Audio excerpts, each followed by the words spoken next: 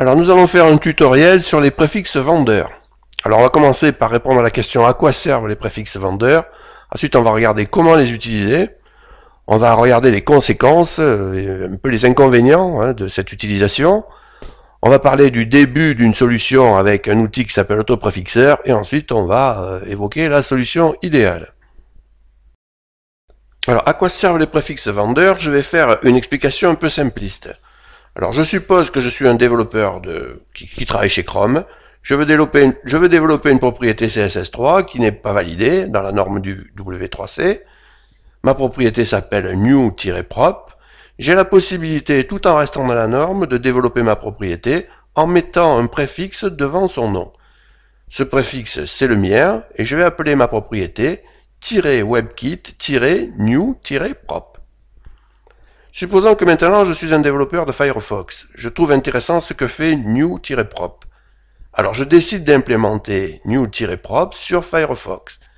J'ai le droit de le faire en utilisant mon préfixe et la propriété va s'appeler -moz-new-prop. Un beau jour, new-prop est validé dans la norme CSS3. La propriété new-prop devient utilisable sous ce nom et l'utilité du préfixe est obsolète pour cette propriété. Alors maintenant on va voir comment les utiliser. Donc maintenant je suis développeur web, donc je suis en train de faire un site internet, donc je veux utiliser newprop, donc je cible un élément qui est l'élément div, je commence par utiliser le préfixe -webkit pour Chrome, j'utilise ensuite -moz pour Firefox, il y aurait d'autres préfixes à rajouter mais là j'en parle pas, et j'utilise la valeur de la propriété telle qu'elle sera utilisée lorsqu'elle sera validée par le W3C. Voilà, donc je dois faire plusieurs fois le travail pour une seule propriété. Alors, les conséquences de tout ça. Eh bien, une augmentation du travail de codage pour les développeurs de sites, qui sont clairement pas gagnants dans ce processus-là. Des feuilles de style qui vont épaissir et perdre en lisibilité, ce qui était déjà pas leur point fort, et des développeurs qui vont même se limiter au préfixe leader-webkit, ce qui va amener certains constructeurs de navigateurs à implémenter -webkit en plus de leur propre préfixe. Donc le bilan n'est pas forcément terrible, jusqu'à ce que arrive un début de solution avec un outil qui s'appelle autopréfixeur, c'est ce qu'on va regarder maintenant. Alors que propose autopréfixeur? On va regarder à travers un exemple. Alors je veux faire un dégradé linéaire dans un rectangle. Donc pour ça, j'ai un petit bout de code ici qui utilise, pour remplir le background, la fonction linéaire gradient.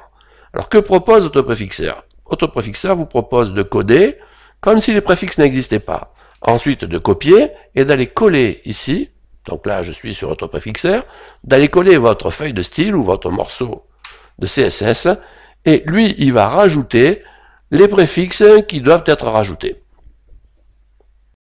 Alors autopréfixeur il est configurable, ici je lui demande de prendre en charge les 4 dernières versions de navigateur, donc il m'a rajouté une quantité importante de préfixes. Si je me limite à 2 versions, il va déjà y avoir moins de choses, et si j'utilise une autre option qui consiste à dire que tous les navigateurs qui n'ont pas plus de 1% de part de marché en quelque sorte ne m'intéressent pas, eh bien vous voyez qu'il ne reste plus que la fonction et les préfixes ont disparu. Alors autopréfixeur c'est une solution qui n'est pas parfaite, parce que vous allez passer votre feuille de style dans autopréfixeur au moment de la création du site.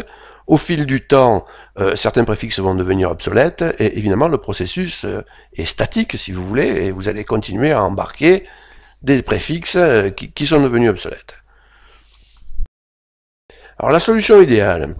Alors vous avez un plugin dans l'éditeur Sublime Text qui vous évite d'appeler autopréfixeur, c'est-à-dire qui fait le traitement sur place, dans l'éditeur. Bon, ça reste manuel et statique. Alors la solution idéale, ce serait que la feuille de style du développeur soit sans préfixe et qu'elle soit adaptée à la volée, mais pour l'instant, ça n'existe pas. Alors dans les tutoriels qui vont suivre, je vais travailler sans préfixe, et vous saurez qu'il faut utiliser autopréfixeur pour post-processer vos feuilles de style. Alors ce tutoriel est terminé, je vous remercie de m'avoir écouté, et je vous dis à bientôt.